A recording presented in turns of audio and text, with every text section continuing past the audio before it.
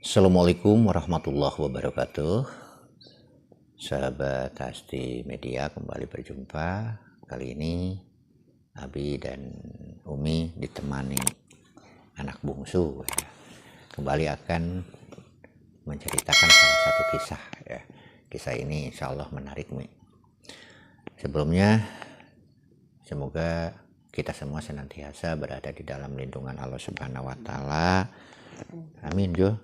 Sehat jasmani, sehat rohani, serta senantiasa mendapatkan limpahan rezeki yang berkah untuk bekal ibadah kepada Allah Subhanahu wa taala.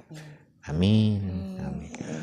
Baiklah sahabat, di video ini insya Allah kita akan mengisahkan ya salah satu kisah yang mungkin kisah ini jarang yang menyampaikan. Ini adalah salah satu kisah sahabat Rasulullah SAW ya, yang secara fisik penampilannya kurang menarik di lingkungan masyarakat Arab, tapi tidak dengan Rasulullah dan Allah Subhanahu wa taala. Beliau begitu mulia ya. Baiklah, kisahnya adalah tentang Julaibib ya. Nah, namanya Julaibib pernah dengar Jo? Julaibib, nah kan gitu kan. Julaibib ini adalah salah satu sahabat Rasulullah SAW.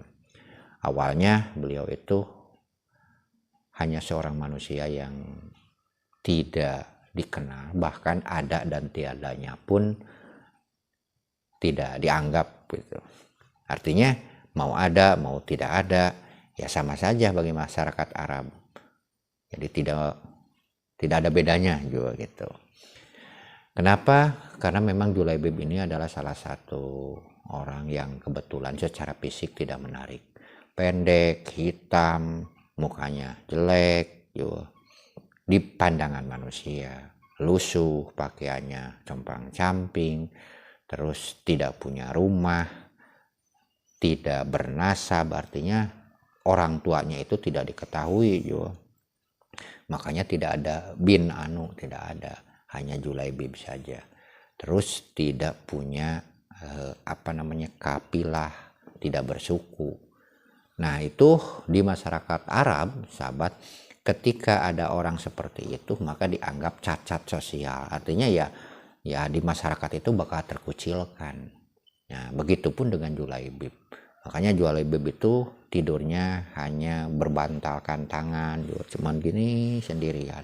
Terus hanya beralaskan pasir karena tidak punya rumah. Tapi suatu saat ketika Allah menghendaki kebaikan untuk orang tersebut, tidak bisa ada orang yang bisa menghalangi. Ya, ketika Allah sudah menghendaki kemuliaan untuk seseorang, walaupun orang tersebut dianggap hina di hadapan manusia, Allah akan tetap mengangkatnya. Turunlah hidayah sehingga Julaibib sejak turun hidayah kepada Julaibib tersebut, kepada beliau. Nah ketika sholat selalu berada di saf paling depan. Saf paling depan dan juga selalu hadir di majelis Rasulullah SAW. Tapi walaupun begitu, tetap saja kehadiran Julaibib di mata para sahabat tidak ada bedanya. Jadi tidak dianggap gitulah. Saking dianggap hinanya Julaibib di mata manusia. Hingga suatu saat ketika Julaibib masih tinggal di masjid, karena orang miskin tinggalnya itu di sekitaran masjid. Ya di Masjid Nabawi ya. Ditegur dengan lembut oleh Rasulullah SAW. Julaibib sini, kenapa kamu tidak menikah? Kata Julaibib itu. Julaibib hanya tersenyum sambil berucap, siapa orangnya yang mau sama saya ya Rasulullah. Tapi nada begitu bukan ada karena penyesalan, bukan menghinakan diri, bukan merasa bahwa takdirnya itu merasa tidak adil ya. Dengan keadaan, tetap dengan pasrahnya dan dengan keriduannya tampak dari wajahnya dengan menjawab apa yang ditanyakan oleh Rasulullah. Itu juga. Jadi siapa sih orangnya yang mau sama saya dengan keadaan seperti ini? Tidak berpunya, tidak punya orang tua, tidak bernasab, ya tidak berkabilah, terus tidak punya rumah. Wah, pokoknya lengkaplah segala kekurangannya di mata manusia. Rasulullah hanya tersenyum, dan hal itu terus berulang sampai kurang lebih 3 kali ditanya. Ya, jawabannya tetap sama, siapa yang mau sama saya. Akhirnya Rasulullah SAW di hari terakhir bertanya lagi ke Julaibib, kamu tidak menikah? Jawabannya tetap sama juga gitu. Jawabannya tetap sama, siapa yang mau? Saya akan nikahkan engkau ya Julaibib. Dengan siapa? Yuk ikut dengan saya. Dibawa Julaibib, dibawa ke salah satu rumah pimpinan sahabat Ansor. Dibawa, ya. Bukan tanggung-tanggung Jul, mau dinikahkan sama pimpinan dari sahabat Ansor.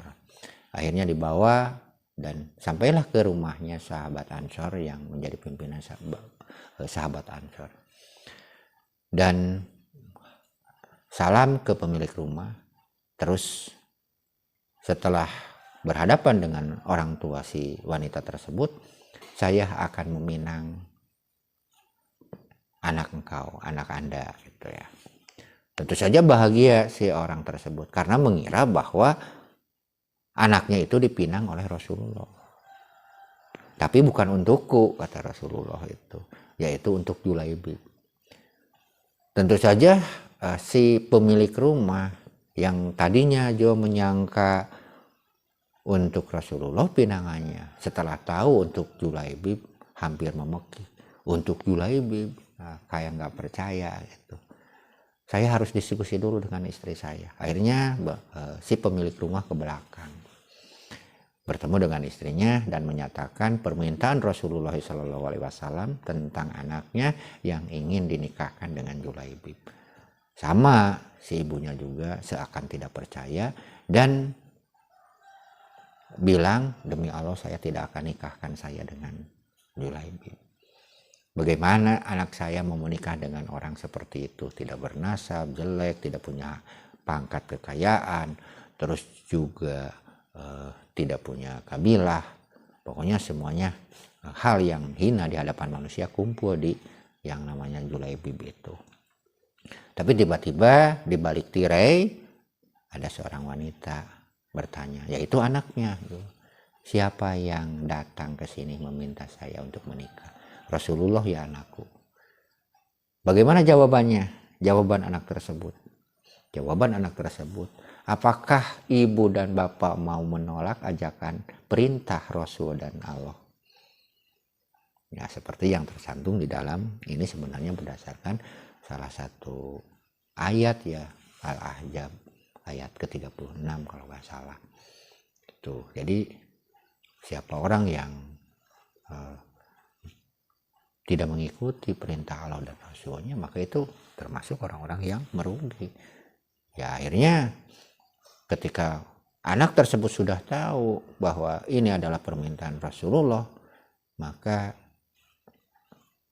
orang tersebut atau anak tersebut menerima dengan lapang. Sampaikan ke Rasulullah, saya mau dinikahkan dengan Julaibib. Mendengar itu Rasulullah SAW langsung berdoa untuk wanita tersebut agar dijadikan wanita solehah, wanita ahli surga, dan juga dikarunia keluarga yang bahagia. Nah, doa Rasulullah itu luar biasa, langsung mustajab juga. Akhirnya atas kehendak Allah menikahlah, tetapi tidak lama karena setelah itu Julaibib ikut berperang, berjihad di jalan Allah, dan ternyata meninggal. Berarti mati syahid. Ya, mati syahid. Akhirnya pulanglah sahabat dari peperangan tersebut dan menemui Rasulullah. Seperti biasa Rasulullah meneliti pasukannya. Apakah kalian kehilangan seseorang? Nah, tanya Rasulullah. Tidak ya Rasulullah. Sampai berulang-ulang Rasulullah bertanya, apakah kalian kehilangan seseorang? Tidak ya Rasulullah. Tapi saya kehilangan Julaibib. Ternyata Julaibib tidak ada di barisan. Nah, cari Julaibib, disuruh dicari Julaibib, kembalilah ke di mana pertempuran terjadi, peperangan terjadi. Ternyata Julaibib ada sudah meninggal dunia dengan 7 jasad orang kafir. Artinya berarti Julaibib telah membunuh musuhnya sebanyak 7 orang dan meninggal karena ya dikeroyok tadi. Tapi tetap Julaibib mampu mengalahkan musuh terlebih dahulu. Artinya ya Julaibib mendapatkan kemuliaan di sisi Allah menjadi orang yang mati syahid. Mati syahid itu balasannya surganya Allah dan hidup di sisi Allah Subhanahu wa taala sampai sekarang. Ya, itulah. Jadi Allah Subhanahu wa taala itu tidak memandang rupa, tidak memandang harta, tidak memandang apapun ya fisiknya. Yang Allah pandang adalah hatinya, nilai ketakwaannya. Jadi orang yang paling takwa di sisi Allah, inna akramakum indallahi atqakum. Allah sesungguhnya yang paling mulia di sisi Allah Subhanahu wa taala itu adalah orang yang paling takwa. Menurut Rasulullah, innallaha la yanduru ila suwarikum wala ila ajsamikum wala ila amwalikum walakinna yanduru ila qulubikum. Nah, itu. Jadi Allah itu tidak memandang hartanya, tidak memandang wajahnya, tetapi Allah memandang hatinya, nilai ketakwaannya di dalam hatinya. Dan kita ambil hikmah, jadi di pandangan Allah itu adalah nilai ketakwaannya kepada Allah Subhanahu wa taala. Jadi ketika kita punya posisi yang kurang menguntungkan di pandangan manusia, ya tidak punya jabatan, tidak punya harta, wajah tidak begitu tampan, tidak begitu cantik, dan kadang-kadang dikucilkan di masyarakat. Ketika kita punya hati penuh ketakwaan ke hadapan Allah Subhanahu wa taala, insya Allah siapapun itu akan mulia di sisi Allah Subhanahu wa taala. Itulah hikmah yang bisa kita ambil di cerita ini ya. Semoga apa yang disampaikan bisa bermanfaat dan semoga Julpan menjadi orang yang takwa, orang yang soleh di sisi Allah Subhanahu wa taala. Ya, karena kita sudah berlatih untuk itu. Baiklah sahabat, itulah yang bisa disampaikan dan semoga kita semua bisa mengambil hikmah dari cerita itu. Dan jangan lupa dukungannya dengan cara subscribe, like, dan juga share. Mohon maaf atas segala kesalahan. Wassalamualaikum warahmatullahi wabarakatuh.